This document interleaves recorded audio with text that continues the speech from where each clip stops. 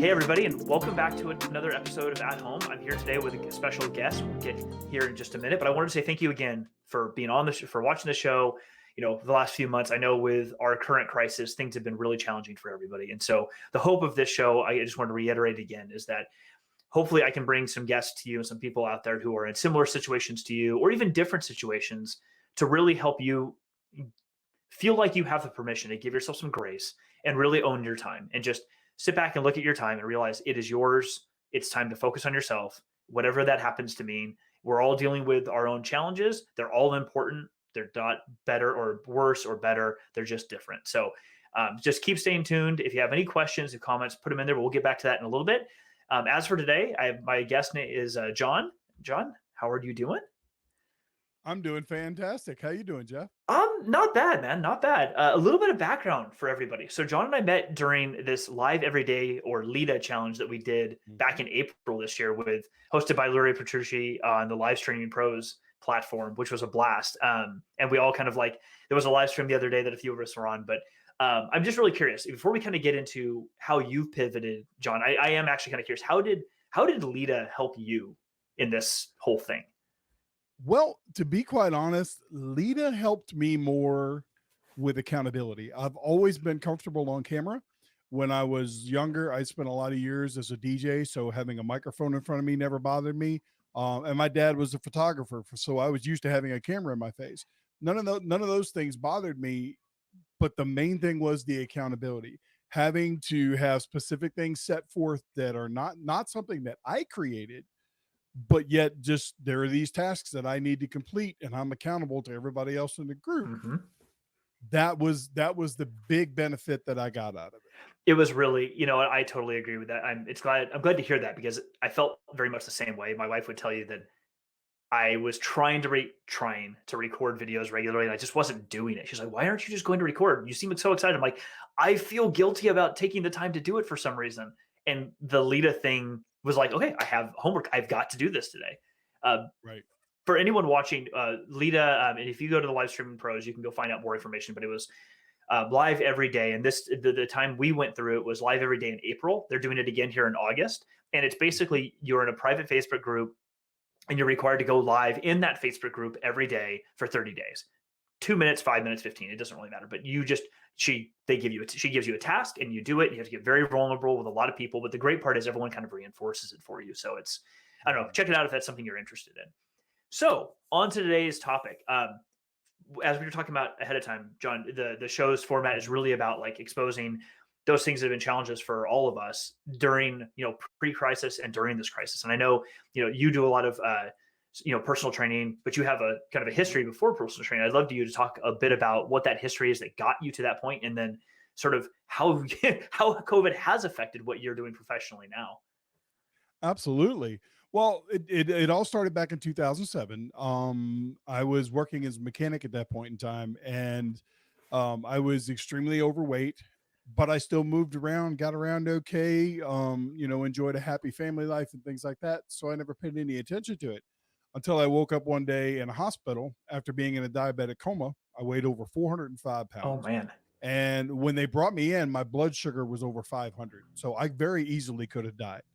dude, That was a huge wake up call for that's me. And scary. over the next 13 years, um, I have been on this journey to lose weight, reverse my type 2 diabetes, which I've since done. But through the whole process of learning all the different things that I needed to learn to make that happen, I started to become obsessed with wanting to help other people do the same thing. I didn't want people to have to go through all of the things that I went through back then. I wanted them to, have somebody there that could advise them that's been through it, that's walked through the fire. So let's fast forward to April of last year. I wound up with some medical issues that left me waiting on surgery for the better part of the year. And I was inactive. I couldn't go to the gym. I was used to going to the gym, working out 5 days a week, and things like that. And all of that stuff went away. So during that time, I was actually listening to a podcast one day and I heard, I believe it was Mark Sisson, who is the creator of Primal Kitchens. Um, and he said, if you can find the world's biggest problem, you'll find the world's biggest opportunity to help people, but also the biggest business opportunity you'll ever see. And that struck a real chord with me. And I was like, I picked up my phone and I was like, Google, how many people in the world today have type 2 diabetes? There's 280 million people. 70 million people, 70 million of them were Scary. undiagnosed, and 17 million of them are kids. So I was like, okay. So I run to my computer, I get on GoDaddy.com, T2 Nutrition. The domain was available. So I bought it. I built the website. I built my business, and everything was going great. So then COVID happens. And of course, a personal trainer and a coach. Now, granted, most of my clients I work with online anyway. I work with people all over the world. But when it comes to being a nutritionist or a personal trainer of any kind, we are considered a luxury to most people. So when COVID came and everybody got in the financial crunch, I was one of the first Yep. expenses that got chopped. And rightfully so. I totally understand. So over the course of this year, since the lockdown happened, I've pivoted again. I'm still doing the coaching and personal training, and now that some of the gyms are starting to open back up and whatnot, my business there is increasing. But while I was waiting for all that to happen, because I didn't have a clue when it was going to happen, Mhm. I started reaching into other avenues. Because I've become very adept at doing live streaming and remote video productions for I can remote produce people's live streams. A colleague and I just did a webinar for a big marketing organization in New England. Um, because I'm able to do all this stuff, I started working in that avenue, helping other people either improve their own production or actually producing things for them. I started a t-shirt company where I'm actually like, I don't know, hang on, let me swing my mic out of the way. I That's like one of that. my shirts. That's Nice. one of my shirts right there, and it's got a cool logo on. It's got a cool logo on the back with a skull and OMBM, which stands for Old Man Beast Mode. But for anyone who couldn't quite read that, it says, "Don't confuse age for weakness." I like that. Absolutely, absolutely. I'm telling you, Jeff, I am 53 years old, and almost any day I go into the gym and work out, I'm out working guys half my age for sure. Yep. It's So so I interesting. mean, I'm really interested. I'm really glad to hear. I definitely want to hear more about this.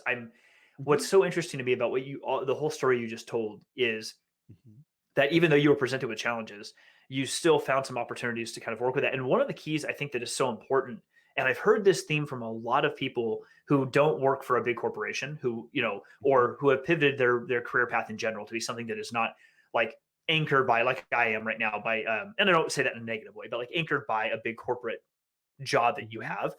What I Yep. find so interesting is every person I've talked to, including yourself, it seems to be the success you've found in doing this is based heavily on the relationships you can build with other people, which Mhm. goes way kind of beyond can I just physically be in person with them? Because that's not a Right. requirement. It's how you approach what you can help that person with. Mhm. Mm. Yeah, I totally agree. I can tell you that in the time that I've been coaching people online, I have had guys that have gone from being 100 pounds overweight to training for their first bodybuilding competition in their 40s. I have got had guys that only had 20 or 30 pounds to lose, um, and they've been struggling with it for years. Be able to liquidate that fat and build a lifestyle that's sustainable in 12 weeks or less. And that's the thing for me. At the end of the day, I tell people this all the time. Every time my studio is right in my house. So it's like I get out of bed, I stop in the kitchen, grab something to drink, and I come right to work. And I tell people all the time, I sit down in this chair and I can literally reach out and touch my camera. That's how close it is. But every time I turn that camera on, every time I turn my computer on, and fire up vmix to start a broadcast or a recorded video or Mhm. whatever, I'm literally reaching out to thousands and thousands of people. Yeah. I'm one of 4 resident coaches in a huge Facebook group called the Dad Bod Transformation Group. Right now we're currently over 32,000 members. I go live in Wow. that group once or twice a week. I actually produce a podcast for them on their YouTube channel. Not to mention, I've spent the first 3 hours of my day this morning going in and answering questions that members are putting in about nutrition or workouts or things of that nature. Jeff, we couldn't do this 15 years ago. We No. couldn't do this like we do it now. So Well, and anybody even that doesn't even take I would say advantage and even pivot, yeah. go ahead. I was gonna say even 5 or 6 years ago, you could do this. It was Mhm. nowhere near as accessible as it is right now. I mean, No. for everyone's comparison, I mean, granted, our video quality, whatever, might look a little bit different for anyone watching this, but as a key example, I've got a camera coming soon, but you've got this really nice like video broadcasting camera, your microphone, Mhm. you've built a nice background, so it looks really attractive to look at. I'm on a webcam right now. I have a Mhm. microphone, yes, and there's some pretty stuff behind me, but this doesn't matter. I'm just on a webcam right now. You could Yeah. not do what we're doing right this minute in this Mhm. way and connect with people in a real meaningful way even 5, 6 years ago. Like you could Right. have done it, but it would have taken a lot more Mhm. effort and a lot more money and time to do that. You would need someone to produce for you. I can do these right now with one web browser tool that we're in, Mhm. which is Exactly. Exactly. awesome. So how, knowing all of that, how has, even more to the point, I should say, really, or that I really want to understand is how has COVID specifically affected the way in which you go about connecting with people when you're doing these videos, being part of that group? Like, how has it changed the way that you approach connecting with those people, knowing that you have to 100%, like maybe you did everything virtually before or Mhm. for a large part of it. How has being like, I have no choice, everything has to be virtual. Mhm. How has that affected the relationships that you can build and maintain with other people, your clients or whoever? Right. Well, actually, it actually strengthens the relationships, if that makes sense. Okay. How so? When I became a coach, okay, when I became a coach, um, I thought about things very, very long before I actually decided what direction I wanted to go in with my business. If I was a coach working in a gym, theoretically, I could only help so many people a day. There's only so many hours in a day. The gym's only open so many hours, and I can only work with these individuals so many times a day. Um, COVID has forced people to reach out virtually. Most of what I did was virtual anyway. So, as far as my day to day operations, it didn't affect me. But what it did do was it actually strengthened the relationships with a lot of people and even brought about some new ones because everybody had to start reaching out virtually, if that Okay. makes sense. It totally Yeah, it does. Yes. yeah, that's exactly what and the best thing about that is, um, I think it is I think this whole thing has brought about a precedent that's not gonna go away anytime soon. You have to sit back and you have to think about, um, local governments looking at the fact that kids are attending school from home and they're doing just as well as they are at school. So why have the overhead and expense of the school? You have to think about things like that being a possibility in the future. So anybody that isn't getting into the virtual space for whatever their business is or Mhm. career or whatever, if they aren't getting into the virtual space, they need to, because this is something that is not going away. And it's such an interesting point too, because something I've been thinking about, but you just really brought it up, is what you start to notice is the physical structure that you go to, call it a gym, a school, whatever the place, Mhm. in my case, a customer, being Right. on site with them someplace. You start to Mhm. realize in this that if you just really let yourself just own this thing right here, this touchy camera here in Mhm. front of me, and just do Right. that, you get to still have that relationship with people. You have to work a little harder, or not harder, but you have to be more intentional about the activities that you're doing so that relationship Mhm. makes sense. It cannot simply just be a flyby. I walked by you and gave you a high five and we talked for a minute. Like, you have to plan it. You Right. have to spend more time thinking about it. Arguably, we should be Mhm. doing that anyway. And it Mhm. almost makes me think that when we can start going back into facilities of any kind, that the key will be there needs to be an intentional reason why you're going to do that with somebody, because it can't just be we're all here together again, everything's fine, because this thing isn't just, like you said, just going to go away and we just go back to the way we were before. It's not going to be Right. that. So now we have an Right. opportunity to really embrace relationship creation, and in the case of what you're doing professionally, really helping people like just make healthier choices and embrace being healthy, whether it's weight loss or whether it's some other more mental thing that they're trying to get themselves through. The weight loss piece is, subjective per person. It's more about like, how am I building that relationship with you? So if we do meet in person, there's a very specific reason Mhm. we're doing this. It's not just because we want to be there Sure. together. It's more intentional Right. than that. Absolutely, absolutely. What it's going to boil down to is the casual aspect of meeting is going to be lessened, I believe. And you have to think about some industries that really depend on that type of stuff. You're looking at talking about like for example, music artists and having concerts and stuff like that. It's going to be a long time before they can do anything like that. So Hmm. how long is it going to be before they start to move their work and their lives, what they do into the virtual space as well, and start having virtual concerts where people are paying to go to these virtual concerts in the privacy of their own home. It's such a good point. I have not, and maybe I'm not paying attention to the music scene as much as others do, but I haven't seen as many artists as I would have expected to embrace that. One of my favorite Mhm. bands, though, has done a great job. They're not even charging for it. Is Floggy Molly. Like Dave and his Right. wife in Ireland, they sit there Mhm. and they just next to their fireplace and they play a couple acoustic songs. And on Facebook, Mhm. like I don't know, once or twice a week or whatever. Like I'm not Right. paying for anything, but it makes me stay connected with these humans. And then one of their guitar players does regular, like on his own thing, like let me show you on my electric guitar Mhm. how I play this particular song. It's Mhm. You're not making money directly off of it, but you're continuing to build a relationship with your fan base, which makes people want to stay connected with you.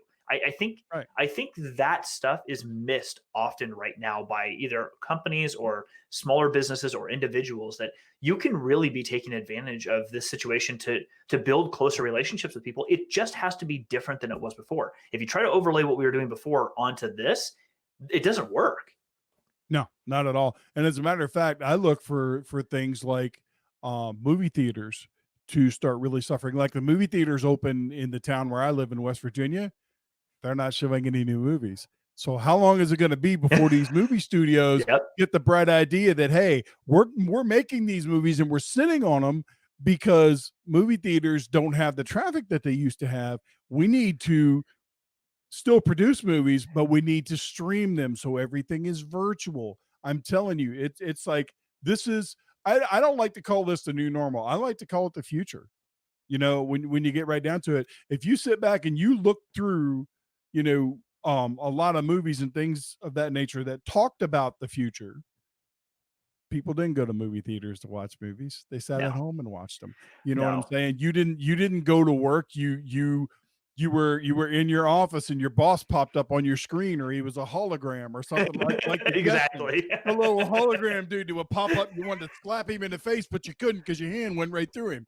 Yeah. It's that type of stuff that we all found entertaining 20, 30 years ago. Mhm. But it's a very real possibility that some of this stuff could come to pass. I totally agree. We're starting to see this. I'm trying to promote it or encourage people to do this more at my job. I'm noticing, Mhm. and you're probably seeing the same thing, that when we do a meeting or we bring a group of people together virtually, we need to make it, all of us, not just work, but in general, we need to make it Yes. more of an event. It cannot, like you said, Mhm. it can't just be a casual gathering anymore. It has to Right. be made into an event, because if I went through this a little bit with some really good friends of mine here in the Northern California.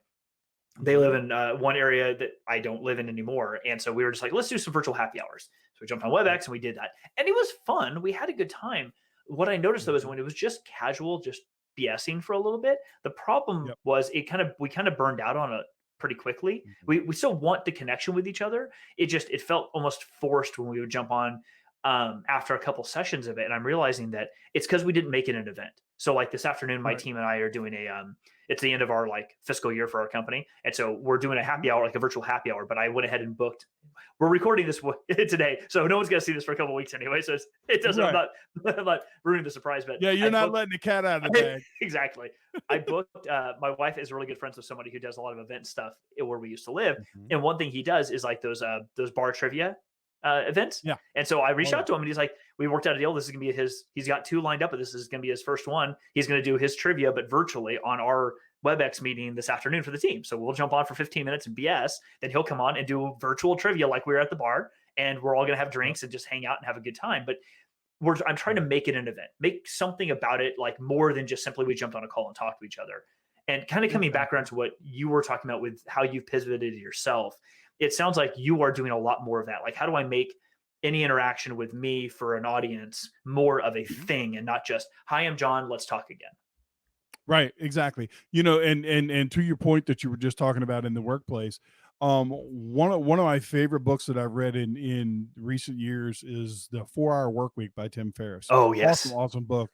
And he talks about how companies start to realize the virtues of people working from home versus coming into the office. There's lower overhead.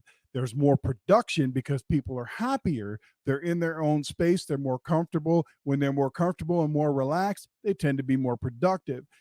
All of these virtues that he was talking about, what, 5, 6 years ago when he wrote Hmm. the book, Yes. are right on the forefront of everybody's mind right now because so many people are doing exactly what he said was going to happen.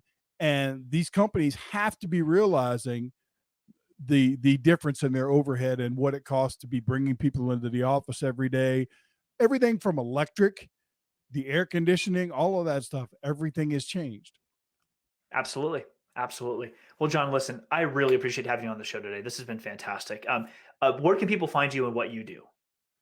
Ah, everywhere, man. I'm everywhere. Um, On the all Pretty just all the much. internets. Just all the Yes, internets. all the internet. I am all over the internet. I am so big that I just spread out over the entire internet. No, Facebook, Facebook, Instagram. It's T2 Nutrition and Wellness. For some reason on Twitter, they thought my name was too long, so they put it as Wellness T2. My YouTube channel is T2 Nutrition and Wellness. I have a podcast that I upload weekly episodes called the Jacked Up Podcast. So that drops every week, and I'm getting ready to start, hopefully by the middle of August, if not by the end. I'm starting a short form series where people can actually, I'll be posting on all the socials, and people can ask me questions. And each one of those videos, I'll take somebody's question, shout them out for asking the question, and then I'll answer it in short form. So it'll be anywhere between 5 and 10 minutes. That's So, awesome. and that's going to be called the Flex Fuel Forum. I like it. Very cool. Well, listen, thank you so much again for being on the show. I really appreciate it. It's awesome to hear, again, a different perspective from somebody who's running a different type of business and is not just Mhm. business, but engaging with people in yet again a different way and different sort of background. So I sincerely appreciate it. I appreciate you having me, Jeff. All right, man. Have a great day. I'll see you soon. You And too. thank you all for joining again. I know, I've been running at home now for a few months and we're well into COVID. And as John mentioned earlier, it doesn't look like this is going to be changing anytime soon. COVID is not really going away in the States. Things have been getting worse. I want to try to help give everyone a little bit of a shining light, that we're all going through this together. While each of us have our own challenges personally and professionally that we deal with, it is something that we all are going through together. We're all people, we're all here with each other. So if you have questions, if you want to be on the show, or you know somebody that would be great to hear from on the show, please post them in the comments below. I'm always looking for new people to have on and new perspectives to hear from.